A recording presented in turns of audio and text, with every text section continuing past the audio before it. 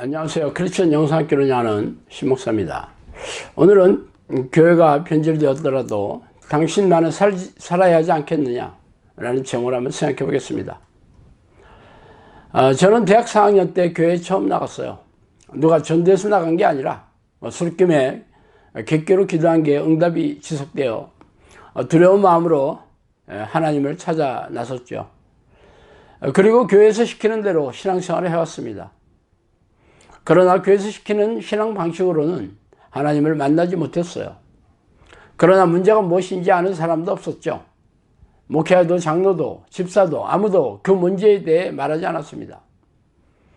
기복신앙과 번영신학으로 중견교회가 대형교회가 되고 대형교회가 초대형교회가 되면서 교인들은 하나님의 축복을 받을 것을 믿어 의심치 않았습니다. 그렇게 90년대 말에 IMF가 터지고 교회가 내리막길을 걷기 시작하면서 드디어 교회의 거품이 걷히고 탐욕에 초췌한 물결이 드러났습니다. 목사들도 부와 명예를 거머쥐려고 하나님의 이름을 팔아 기업을 하고 교회로 만들었고 교인들도 하나님의 도우심으로 부자가 되고 성공하고 또 잘 살고 싶은 속내를 감추지 않았어요. 그러나 불행인지 다행인지 저는 빛의 속도로 거대한 대출을 얻어 야심차게 시작한 사업이 쫄딱 망하고 인생이 곤두박질 치면서 무능하고 무기력한 신앙의 민낯이 드러났습니다. 그리고 10여 년의 어두운 터널을 지나고 나서야 비로소 새로운 인생을 시작하게 되었죠. 그러나 대부분의 교회와 목사들과 교인들은 제가 20여 년 전에 경험한 무능하고 무기력한 신앙의 민낯을 이제서야 경험하고 있으니 감회가 새롭습니다. 예전에는 불행하고 실패한 인생의 원인이 자신들의 무능과 어리석음으로 치부하였지만 코로나 사태는 교회의 민낯을 가감없이 드러나게 했습니다. 결론적으로 우리네 교회는 하나님이 도와주시지도 않고 목사나 교인들을 돌보아 주시지도 않는다는 것입니다. 사실 전체 교회의 80%를 차지하는 미자립 교회의 담임 목사는 생계비도 턱없이 부족한 상태로 목회를 하고 있는 실정입니다. 목회자는 하나님의 사역에 인생을 바친 사람들인데 왜 하나님마저 최소한의 생활비마저 공급해 주시지 않는지 의아해 왔었죠. 그러나 이 문제는 목회자 개인의 역량에 맡기고 교회의 문제로 치부하며 쉬쉬하고 덮어버렸죠. 그러나 코로나 사태는 대형교회나 미자립교회, 목회자나 교인들이 똑같은 시험을 치르는 형국입니다. 물론 시험 성적이 나온 지도 오래되었습니다. 한마디로 우리네 교회는 하나님이 돌보시지 않는다는 것이죠. 그래서 그동안 기독교를 조롱하고 멸시해왔던 세상 사람들이 더욱 신이 났어요. 그동안 1000만 명의 기독교인은 정치권에서 무시할 수 없는 엄청난 표와 막강한 여론이 있었기에 대통령을 비롯해서 아무도 기독교나 기독교인을 폄하하거나 무시하는 말을 꺼낼 수가 없었어요. 그러나 이제는 아니죠.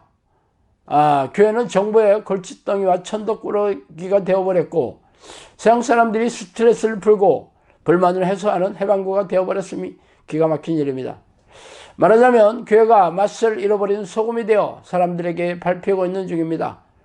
복음이 우리나라에 들어와서 교회가 세워진 이후에 이렇게 무능하고 무기력한 민낯을 드러낸 적이 없었기에 말이죠. 왜 그런지 아십니까? 교회가 변질되어 하나님이 떠나셨고 목회자와 교인들을 버리셨기 때문입니다.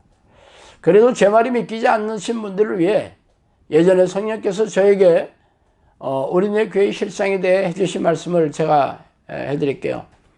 교회 이름이 땅에 떨어진 이 시대에 익지 않는 과일이 땅에 떨어진 것처럼 악취가 나고 입으로만 죄죄하고 귀신을 쫓는 일에 관심이 없고 귀신의 초청에만 몰두하고 있다.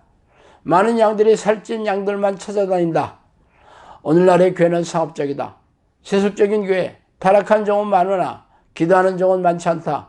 삶에 빠져서 나를 찾는 것을 잊어버리고 산다. 맹목적인 기도 모임을 하고 있다. 미호경이 교회 지도자들의 머리 위에 있다. 지금의 교회는 달게 울음소리를 내지 않는다. 깨우지 않는다는 얘기 있죠. 오늘날의 교회가 귀신들을 많이 불러들인다. 길에 버려진 양들이 너무 많다. 오늘날 교회가 지혜와 지식이 구하지 않고 지혜와 지식이 없어 망하는도다. 먹고 마시고 떠들다가 망하는 교회가 많다. 지혜가 없는 교회이다. 교회 안에 귀신들이 많다는 것을 염두에 두라. 이름만 교회지 속이 지옥인 데가 많다. 종들이 기도를 안 하고 귀신들의 말만 듣고 있다. 교단은 교세를 확장하기 위해서이고 교회는 창에 찔린 예수를 알리지 않고 업적을 알리는 데만 혈안이고 양들은 귀신들의 공격에 동안해든 쥐이고 쓸만한 양들은 귀신들의 저하 활동에 무지하고 어디로부터 왔는지 모르고 기쁨도 소망도 없는 일에 몰두하고 아버지의 뜻에 무지하다. 기도와 말씀에 기초훈련이 안 된 자들은 귀신들의 존재도 모른다. 종들을 부리는 영은 고급령이다. 종이 주인의 말을 듣는 것이 당연하나 어찌된 일인지 내일은 마다하고 자신들이 하고 싶어하는 일만 골라서 하고 내 양들은 길거리에서 무차별하게 학대당하고 있는 것도 모르고 자기들만 먹고 잔치하고 있다. 학교에 있는 많은 종들이 미호경에 빠졌다는 것을 알고 어깨너머로 배운 지식, 즉 신학교 교육을 말합니다. 어깨너머로 배운 지식으로는 나를 만날 수가 없다. 이처럼 성령께서는 우리네 교회가 무너지고 양들이 흩어질 것이라고 말했어요. 그렇다면 당신은 이제 어떻게 할 것입니까? 이스라엘 역사를 보세요. 하나님께서 세운 성전도 하루아침에 무너지고 제사장들과 종교 지도자들이 처참하게 죽음을 당하고 백성들이 포로로 잡혀 노예로 끌려가는 역사를 반복하고 있었습니다. 아브라함의 혈통이자 예수 그리스도께서 나신 민족조차 이럴진데 이방인이자 돌 감람나무 출신인 우리들은 말할 것도 없지 않겠어요. 그러므로 하나님이 교회를 떠나시고 목자들을 치실지라도 당신은 하나님께 돌아와서 섰고 대지하고 회개하여 하나님의 사랑을 회복하여야 하지 않겠습니까?